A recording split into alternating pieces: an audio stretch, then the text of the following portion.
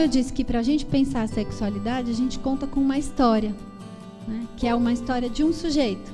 A história dos encontros de um sujeito com o seu corpo em relação com o corpo do outro. O corpo erótico é um corpo que... O erotismo é um registro, é uma inscrição. É como se a gente dissesse que a gente fez um texto no corpo de uma criança, né? Uma mãe vai escrevendo um corpo.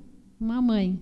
Eu digo assim, mas um adulto que cuida de uma criança. Alguém que cuida de uma criança, que toma um bebê para os seus cuidados, escreve um corpo. Escreve no corpo orgânico um prazer. Não é?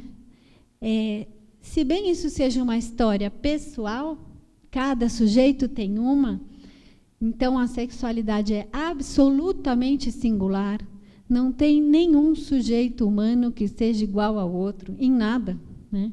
Muito menos na sexualidade. A escolha, a forma, o jeito, o tempo, quando, como, muito, pouco, é de cada um, não é?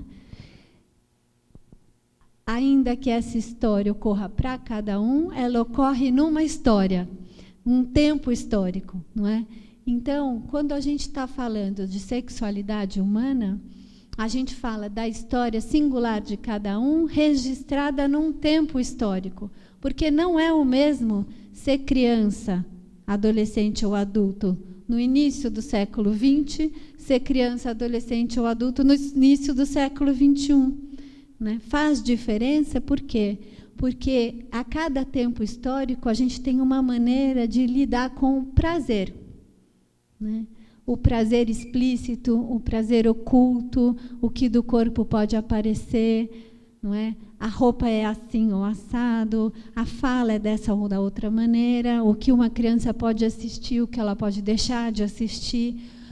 Então, aquilo que regula, moraliza, conceitua o prazer, atua diretamente sobre as experiências prazerosas que alguém vai poder ter na vida, né?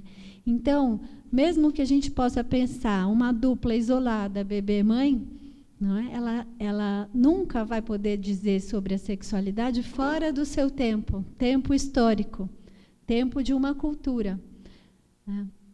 Então, a experiência prazerosa para nós, não é? Ela não é uma marca biológica, não é um acontecimento natural, não é? Ela ocorre, não é, numa relação e num tempo.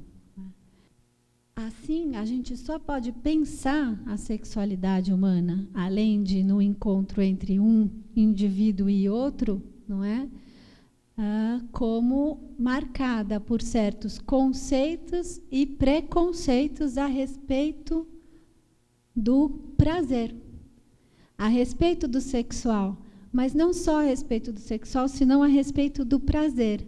A maneira com que a gente fala do prazer marca profundamente a forma com que a gente pensa a sexualidade. Essa reunião seria impensável em outro momento.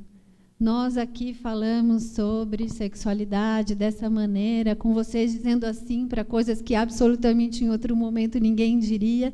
Isso é resultado da história, não é resultado de mudanças, de lutas, não é? De sacrifícios, de definições, de redefinições, né? Que a homossexualidade hoje esteja inscrita como uma relação possível, não é? O que não implica que ela seja bem tratada ainda, não é? É resultado de uma história, não é? Que a criança tem sexualidade, seja uma afirmativa possível nesse contexto, é resultado de uma história, não é? Então, também, a nossa sexualidade, ela é um dado relacional no tempo, não é? A gente não pode pensá-la sem os nossos conceitos, não é? E talvez seja isso que vai nos ajudar a pensar que quando a gente olha para uma criança ou para um adolescente, como adultos, além da gente estar registrado no nosso tempo, a gente está registrado nos nossos conceitos. Então, a gente olha a criança, o corpo dela e o que está acontecendo com ela a partir do que a gente experimentou ou que a gente experimenta e também a partir do que a gente pensa, né? E esse é um descentramento que, para qualquer adulto que está dedicado ao cuidado e ao encontro com crianças e adolescentes, é necessário, que a gente precisa se descentrar da nossa experiência pessoal, não é? E de uma certa forma com que nós fomos educados para pensar o encontro com quem está educado e vivendo nesse momento, né, o início da sua trajetória.